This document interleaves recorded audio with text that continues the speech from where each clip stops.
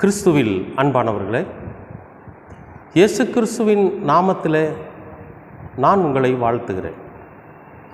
இன்றைக்கு அனுதின உணவிலே கர்த்தர் நமக்கு கொடுக்கிற வார்த்தை சங்கீதம் 16ஆம் அதிகாரம் 5, 6, 2 வசனங்கள்.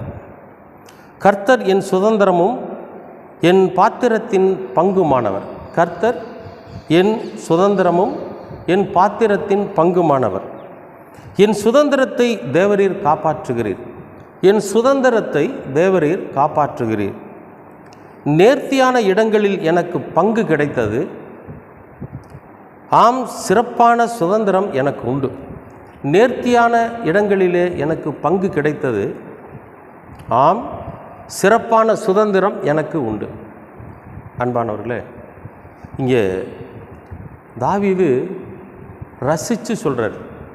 என்னன்னு, அவர் தான் என் சுதந்திரம், அவர் தான் என் பங்கு, எல்லாமே எனக்கு அவர் தான். ஏன்னா எவ்வளவோ கஷ்டத்துக்கு மத்தியில், எவ்வளவோ பிரச்சனைகளுக்கு மத்தியில் நம்ம வாழ்ந்துக்கிட்டு இருந்தாலும் நம்முடைய வாழ்க்கை ஏதாவது ஒரு பிரச்சனையை நோக்கி தான் நம்ம பயணிச்சுக்கிட்டே இருக்கிறோம். ஏதாவது ஒரு அடிமைத்தனத்தை நோக்கி தான் நம்ம பயணிக்கிறோம். ஏதோ ஒரு விஷயத்தில் நம்ம அடிமையாகிறோம். ஏதோ ஒரு விஷயத்தில் நாம் அடிமைப்பட்டு போயிடுறோம். அதை தேடி அலைகிறோம். அதுக்காக நம்முடைய வாழ்க்கையை நாம் நேரங்களை செலவழிச்சிக்கிட்டு இருக்கிறோம். இது இந்த உலக வாழ்க்கைக்கு உண்டானது. ஒரு நாள் அந்த வாழ்க்கை முடிஞ்சு போயிடுது, அவ்வளோதான், அந்த கிடைச்சது அழிஞ்சு போயிடுது. இப்படிப்பட்ட வாழ்க்கை வாழ்ந்து கொண்டு இருக்கிற சூழ்நிலையில் தான் இது போன்ற வார்த்தைகள் நம்மளை என்ன பண்ணுன்னு கேட்டிங்கன்னா, ஓஹோ, இப்படியெல்லாம் ஒரு வாழ்க்கை இருக்கா, இப்படியெல்லாம் ஒரு சுதந்திரம் இருக்கா, இப்படியெல்லாம் ஒரு பங்கு இருக்குதான்னு சொல்லி நம்மளை சிந்திக்க வைக்கிற ஒரு சில வார்த்தைகள் இந்த வேதம் நிறைய இருக்கு. ஆண்டவருடைய வார்த்தைகள் பார்த்திங்கன்னா நம்மை பலவிதமாக சிந்திக்க வைக்கக்கூடியதாக இருக்குது. இங்கே சொல்கிறாரு பாருங்க, கர்த்தர் என் சுதந்திரமும் என் பாத்திரத்தின் பங்குமானவர். அவர் எனக்கு சுதந்திரம். இந்த பாத்திரம் இருக்குது பார்த்தீங்களா, இந்த உலக வாழ்க்கைங்கிற இந்த பாத்திரம், இந்த பாத்திரத்தில் அவர் பங்கு எடுத்துக்கிறார். எப்படி பாருங்கள், இந்த உலக வாழ்க்கையில், இந்த உலக கஷ்டத்தில், இந்த உலகத்தில் நாம் படுகிற வேதனையில் பங்கெடுத்துக்கிறாராம். அவர் பங்கெடுத்துக்கிட்டு என்ன பண்ணுறாரு, இந்த உலகத்தில் நம்மோடு கூட சேர்ந்து வாழ்ந்து கொண்டே இருக்கிறார். நாம் நடக்கிறப்ப நம்ம கூட நடக்கிறாரு, நம்ம படுக்கிறப்ப நம்ம கூட படுக்கிறாரு.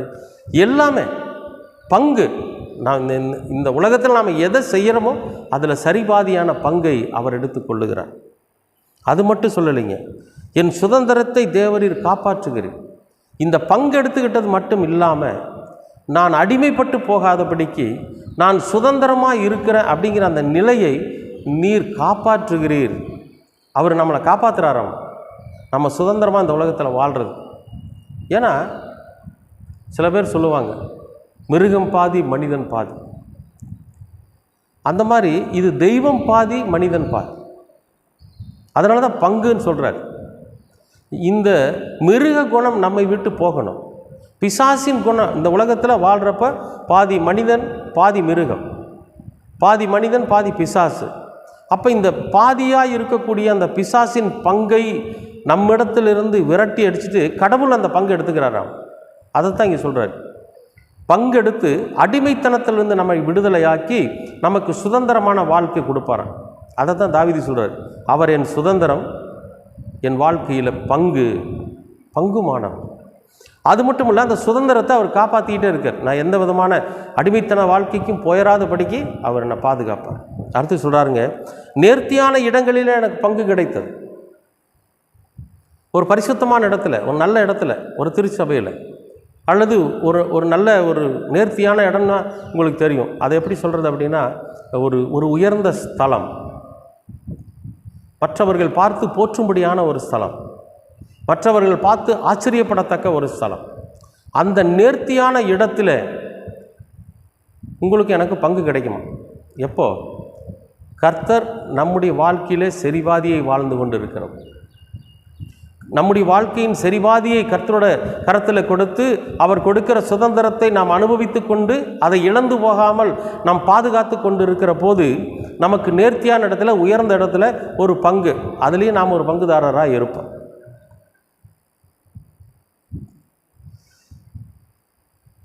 அவரோட சிறப்பான சுதந்திரம் எனக்கு உண்டு.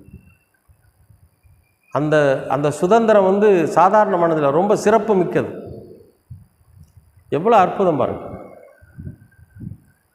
இப்போ நம்முடைய வாழ்க்கையில், நம்முடைய இந்த உலக வாழ்க்கையில் சரி பாதி நாம் மனுஷனாக வாழ்ந்தாலும் மீதி பாதியை நாம் இந்த உலகத்திற்கான வாழ்க்கையை வாழ்கிறோம், பாவத்தின் வாழ்க்கை வாழ்கிறோம், பிசாசுனோட பிடியில் சிக்கிறோம். இப்படிப்பட்ட அடிமைத்தன வாழ்க்கை நாம் வாழாமல் நம்முடைய வாழ்க்கையின் பங்கை கர்த்தரிடத்தில் நாம் கொடுக்குறப்போ அவர் அந்த அடிமைத்தனத்திலிருந்து நம்மை விடுதலையாக்கி நமக்கு ஒரு சுதந்திரமான வாழ்க்கையை கொடுக்குறார். அந்த சுதந்திரத்தை நாம் பாதுகாத்துக்கிட்டா நமக்கு நேர்த்தியான ஒரு உயர்ந்த ஸ்தலத்தில் நமக்கு ஒரு பங்கை அவர் நமக்கு ஆயத்தப்படுத்தி கொடுக்குறாரு. அது மட்டும் இல்லை, அந்த சுதந்திரம் ரொம்ப சிறப்பான. அன்பானவர்களே, அடிமைத்தனத்திலிருந்து நாம் விடுதலையாக்கப்படணும்னா நம்முடைய வாழ்க்கையின் சரிபங்கு நாம் கடவுளுக்கு கொடுக்கணும். கடவுள் நம்ம கூட சேர்ந்து வாழணும். நம்முடைய வாழ்க்கையில், நம்முடைய பயணத்தில், நம்முடைய பேச்சில், நம்முடைய எண்ணங்களில், நம்முடைய சிந்தனைகளில் கடவுள் வெளிப்படணும். அப்படி வெளிப்படுகிற போது ஒரு சுதந்திரமான வாழ்க்கை நம்மளால் வாழ முடியும். அடிமைத்தனம் இல்லாமல், யாருக்கும் அடிபணியாமல் நாம் சுதந்திரம், நமக்கு எதை தோன்றுகிறதோ அதை நாம் சொல்லலாம். எதை நாம் பேச வேண்டும், சரியானதை பேச வேண்டும் என்று நினைக்கிறோமோ எந்த இடத்துல வேணாலும் பயம் இல்லாமல் பேசலாம். ஏன்னா நமக்கு உயர்ந்த இடத்துல, நேர்த்தியான இடத்துல நமக்கு ஒரு பங்கை கர்த்தர் ஆயத்தப்படுத்தி கொடுப்பார், ஒரு உயர்ந்த ஸ்தானத்தில். அன்பானவர்களே, ஆண்டவர் நம்முடைய வாழ்க்கையில் பங்கு பெற்றவராக இருக்கிற போது அவர் கொடுக்கிற அந்த சிறப்பான சுதந்திரத்தை நாம் சுதந்திரித்து சுதந்திரவாளிகளாக இந்த உலகத்தில் வாழணும். அப்படி ஒரு வாழ்க்கையை நீங்களும் நானும் வாழ வேண்டும் என்று தான் கர்த்தர் விரும்புகிறார். நிச்சயமாகவே கர்த்தர் அந்த சுதந்திரத்தை, சிறப்பான சுதந்திரத்தை உங்களுக்கும் எனக்கும் தருவார். நாமும் நேர்த்தியான இடத்துல, உயர்ந்த ஸ்தலத்தில் பங்குள்ளவர்களாக மாறுவோம். கர்த்தர் உங்களை ஆசீர்வதிப்பார். அன்பின் பரலோக பிதாவே, அருமையான நல்ல இந்த நாளுக்காக நன்றி. இன்றைக்கும் கூட ஆண்டவரே, எங்களை ஒரு நேர்த்தியான இடத்துல பங்கு பெறுகிறவர்களாய் நீர் எங்களை ஆயத்தப்படுத்துகிறதற்காக நன்றி. உம்முடைய சுதந்திரம் எங்களுடைய வாழ்க்கையின் பாதியை ஆண்டவரே சுதந்திரித்து கொள்ளுகிறதற்காக நன்றி.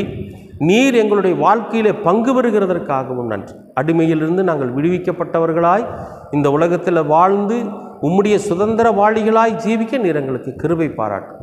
தொடர்ந்து உமது வசனங்கள் எங்களை வழிநடத்தட்டும். இரட்சகராம் இயேசு கிறிஸ்துவின் வழியாய் கேட்கிறோம் நல்ல பிதாவே. ஆமென், ஆமென்.